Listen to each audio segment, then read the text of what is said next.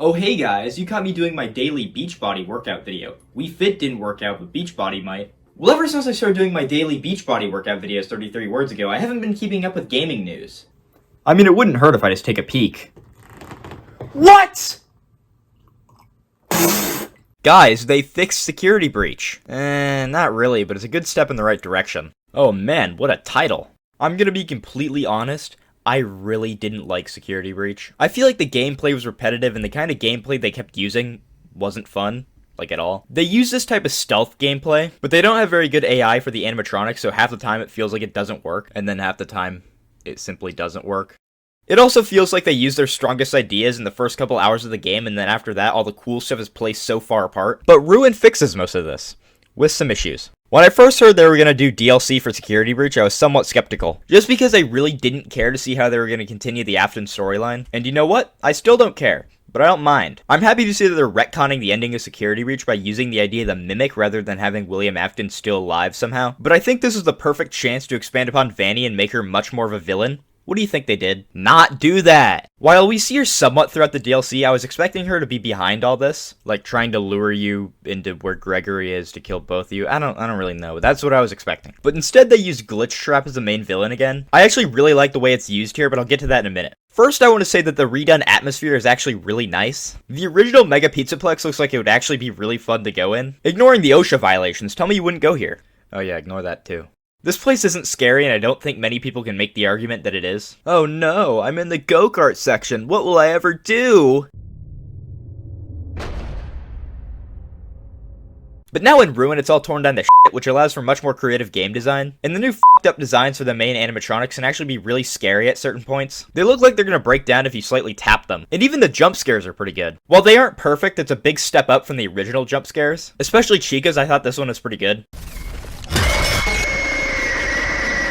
I had previously mentioned that the base Security Breach is really boring for a majority of the game. It used way too much stealth, which hardly ever worked, and it never really felt like it was much more than that. But when they were giving a rundown for the DLC a while ago, they said that they were moving away from the stealth gameplay, and I was very happy, because I'm bad at it.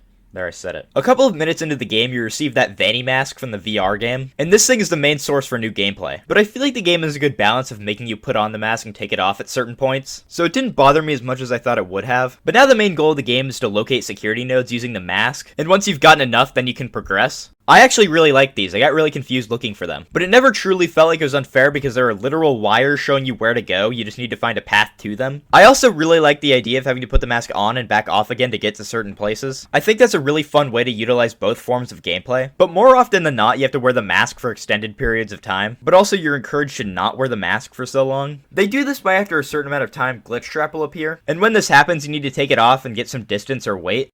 Nobody cared who I was till I put on the mask.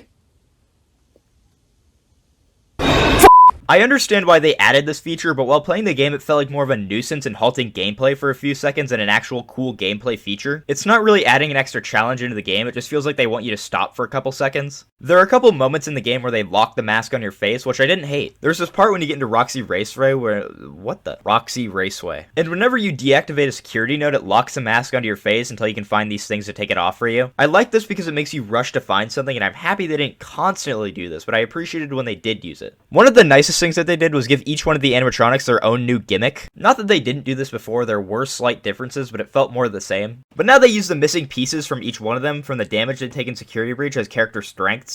Monty crawls around instead of running, Chica has a harder time using her voice, and Roxy can no longer see, so you have to be quiet when you're in front of her. They actually utilize these pretty well. Some of my favorites include when the hallways are all flooded and Monty starts swimming around them, so you have to jump on chairs and stuff like a platformer. This part where you need to use sound cues to have Roxy break the barriers for you reminded me of FNAF 3, and I didn't care about Chica. But one of the new threats added in this game was Glitch Trap, and I think it's really cool. The idea of an AI trying to recreate what William Afton did by luring the animatronics to you if you wait too long is a really cool idea. In a gameplay sense, it kind of pissed me off, but I only lost 2 nights of sleep because of it. I do wish they used the Glitch Trap design we see in Help Wanted though. This thing just looks stupid. It could have been a lot more scary if you see this green guy waving at you whenever it appears, instead of this big ass blue bunny staring at you. Big angry rabbit doesn't mean scary, surprisingly. To wrap up my thoughts on this new DLC, I really liked it. I don't think it was perfect, they could have done something a lot more creative than the AI mask. By the way, thanks MatPat, I really didn't get the message. When I first saw the mask, I thought it would hide you from the animatronics like in FNAF 2. And I actually do think if they fleshed out that idea, it could have been a lot cooler than the AI mask. But the AI mask is still cool, and its inclusion doesn't make me mad. And I did like that the game was a lot more linear than Security Breach, just because Security Breach didn't always give you very good directions on where to go, and it sometimes pissed me off. So I liked that it always felt like you were progressing instead of the stop-and-go gameplay of Security Breach.